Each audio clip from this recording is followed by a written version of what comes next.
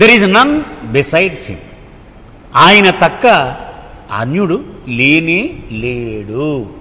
ఆయన తప్ప అన్యుడు లేనే లేడు. On one of my early morning walks with Irich down the Mehrajad approach road, he asked me.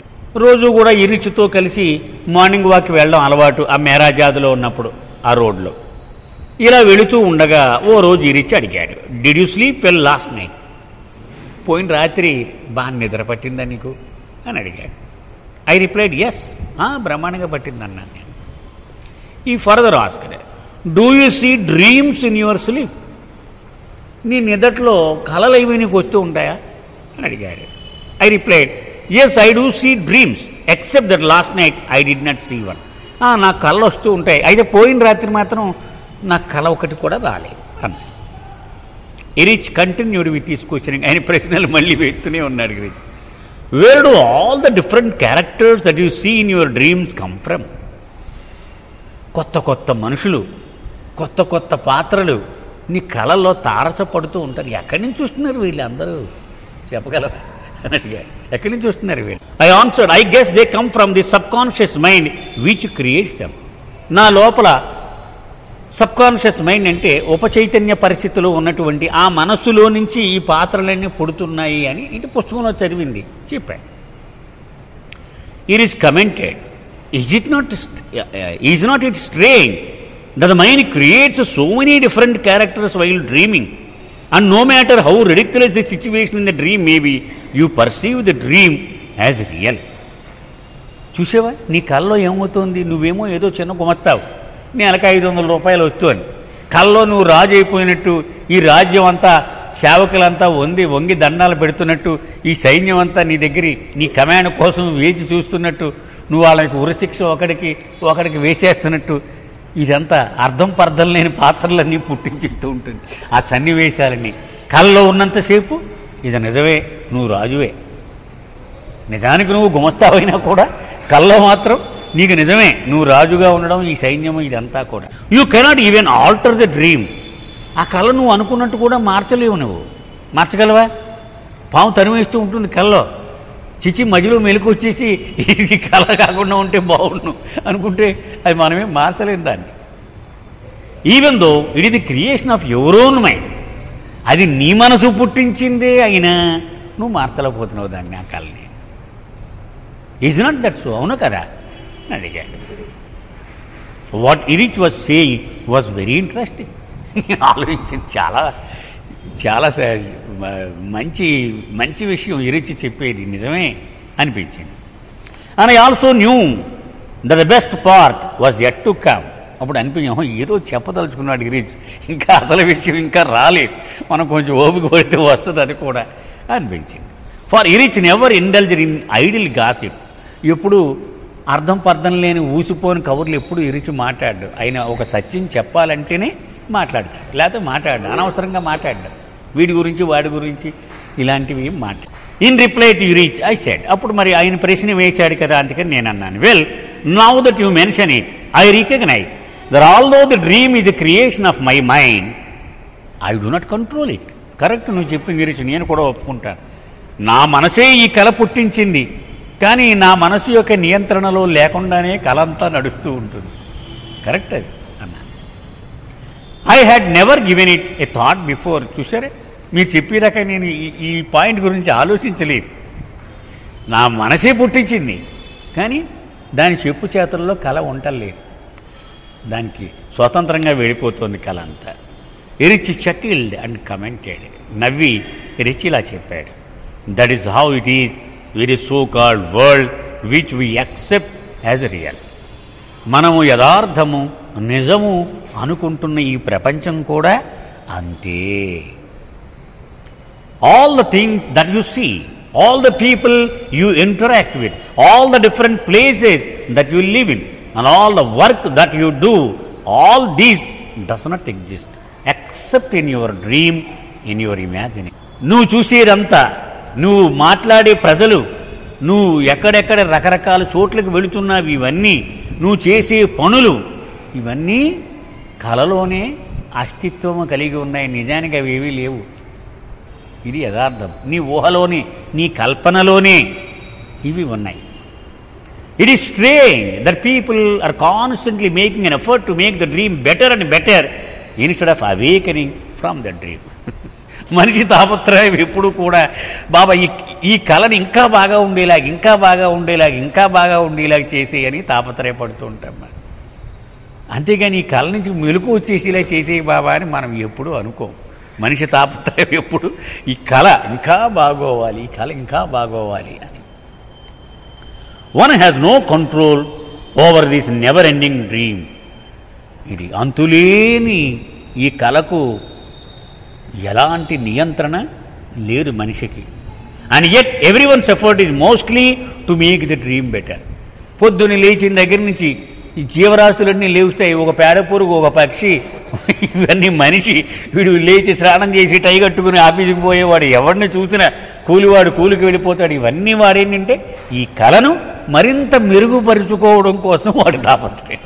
ఈ ప్రపంచంలో ఏ జీవరాశి ఏ కృషి చేస్తూ ఉన్నా ఈ కళను మరింత మెరుగుపరుచుకుందామనే తాపత్రయం. అంతేకాని ఈ కళ నుండి శాశ్వతంగా మేలుకొందాము అన్నది వాటిలో కనిపించారు. A few rare souls struggle to awaken from this dream. కొన్ని అతి అరుదైన ఆత్మలు మాత్రం ఈ కళ నుంచి మేలుకోవడానికి కృషి చేస్తూ ఉంటాయి. బాబా అది అవేకండ్ వన్. ఎవరు బాబా అంటే ఈ జగత్తులో మేలుకొని ఉన్న ఏకైక ఆత్మ ఆయన. The awakened one who has come with the sole purpose of awakening us. ఎందుకు వచ్చాడు? చెంబులో నీళ్ళు అట్టుకొచ్చాడు. మొహమ్మీరి జల్లి లేవరా చాలు చాలిక లే అని ఈ సృష్టిని. అందుకనే Baba is called the awakener, జాగృతికర్త. Has repeatedly emphasised that all this is not real.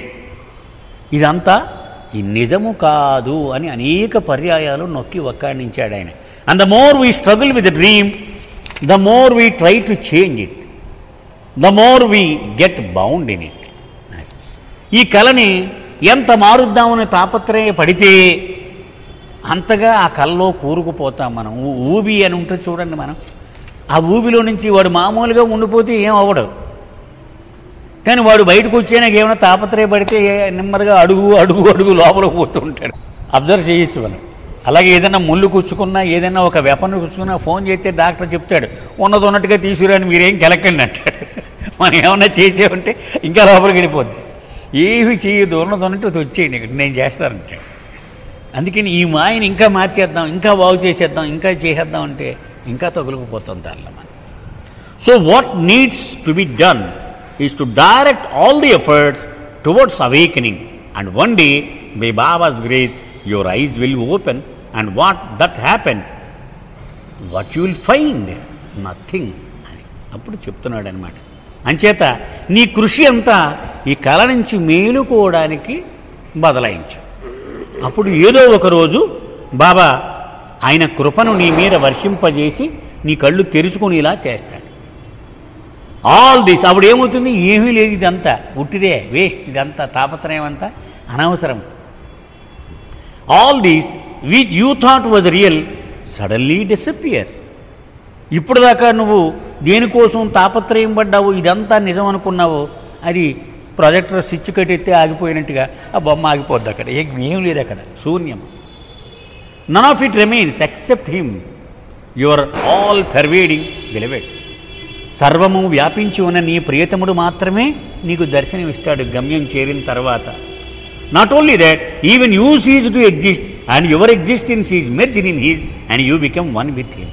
నువ్వు విడిగా మిగలవిక, ఆయనే ఉంటాడు, నీ ప్రియతముడే ఉంటాడు, నీ అస్తిత్వము ఆయనలో ఏకమైపోతుంది. You now exist in a state of oneness with him. అప్పుడు ఆయనలో ఒకడైపోతావు నువ్వు కూడా.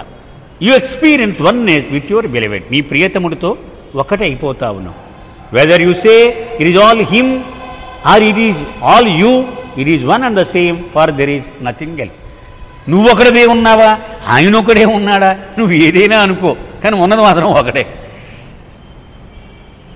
There is no other, only you and your beloved in a state of all pervading oneness. నీవు నీ ప్రియతముడు ఒకటే అయిపోయి ఆ ఒక్కటి మాత్రమే మిగిలి ఉంటుంది. Eruch then turn to me and said, అప్పుడు ఇరిచ్ నా వైపు తిరిగిలా చెప్పాడు, when any situation overwhelms you, నువ్వు ఏదైనా ఒక పరిస్థితి నిన్ను ముంచెత్తింది అనుకో, don't forget what I have just told you. కొంపలు మునిగిపోయి పరిస్థితి వచ్చేస్తుంది అనుకుందాం, ఇది జ్ఞాపకం పెట్టుకో, ఇది అంతా అబద్ధమే, ఇదేం కొంపలు మునిగిపోయేది ఏం కాదు అని గుర్తుపెట్టుకో. Remember at that time it is all a dream, ఇదంతా ఒక కలే కానీ పెద్ద పనికొచ్చేటువంటిది కాదు అనేది కొంచెం గుర్తుపెట్టుకో. Remember it is all a game between you and your beloved and there is no other. నీ ప్రియతముడుకు నీకు నిరంతరాయంగా జరిగేటువంటి ఆట ఇదంతా. ఓన్లీ యూ అండ్ హిమ్, ఆయన నీవు మాత్రమే. అయితే మొన్న శ్యామ్ కెరవాల పిలిగ్రిమ్ సెంటర్లో చెబుతూ ఒక అద్భుతమైన విషయం చెప్పాడు. జలాలుద్దీన్ రూమీ చెప్పిన కథ. ఒక ఉప్పు నిండినటువంటి ఒక పెద్ద పర్వతం, సాల్ట్ మౌంటైన్, అది ఒక సముద్రం దగ్గరికి వచ్చిందట. నేను ఎంతో గొప్పదాన్నో చూసావా నన్ను అని ప్రగల్భంగా చెప్పిందట. చూడు ఒకసారి నన్ను అని. ఓహో అందట అది అని కెరటాలు కెరటాలు, ఒక కెరటం తర్వాత ఒక కెరటం అలాగా ఉప్పు సముద్రం మీదకి పంపిస్తూ ఉందట. ఇది కొద్ది కొద్దిగా కరుగుతుంది. అప్పుడు సముద్రం కొన్నాళ్ళకి అడిగేదట, ఆర్ యూ స్టిల్ దేర్, ఇంకా నువ్వు ఉన్నావా? ఎస్ ఐఎమ్ స్టిల్ దేర్, నేను ఇంకా ఉన్నాను అనేదట ఉప్పు పర్వతం. కానీ ఆ సముద్రం కెరటాలు మాత్రం పంపిస్తూనే ఉండేదట. ప్రతిసారికి నీరసంగా మాట్లాడా ఉన్నాను నేను అని. దానికి ముందు చెప్పినంత గర్వంగా లేదు. అహం కరిగిపోతూ ఉంది. నేను అనేది కరిగిపోతూ ఉందన్నమాట. అది పరమాత్మ, ఆ సముద్రం. ఈ ఉప్పు మౌంటైన్ అనేటువంటిది జీవాత్మ, వ్యక్తిగత ఆత్మ అనుకుందాం. మనం ఏమంటాం ప్రత్యేగాత్మ అని. ఆఖరికి చివరికి ఆర్ యూ స్టిల్ దేర్ అని అడిగిందట. ఇక ఆఖరి కెరటం కూడా వచ్చి ఇచ్చేసిన తర్వాత అప్పుడు ఆ ఉప్పు పర్వతం అందట, నవ్ ఐఎమ్ ఎవ్రీవేర్ అని సమాధానం చెప్పారు. అంటే ఏమైందనమాట, ఆ సముద్రంలో కలిసిపోయి ఆ సముద్రం సర్వము వ్యాపించి ఉంది. ముందేం చెప్పేది, ఐఎమ్ స్టిల్ దేర్ అండి, ఇప్పుడు నవ్ ఐఎమ్ ఎవ్రీవేర్. అది ఇక్కడ బాబా చెప్పిన స్టోరీయే ఇది కూడా. అలాగూ అవతారుడు వచ్చినప్పుడల్లా ఈ ప్రతి జీవాత్మ మీదకి తన ప్రేమ కెరటాలను పంపించి కరిగించి ఏదో ఒక రోజు వాడిని తనలో కలిపేసుకొని ఏకం చేసేస్తాడట. అది అవతార పురుషుడు యొక్క ఉద్యమం, the machine of the Avatar.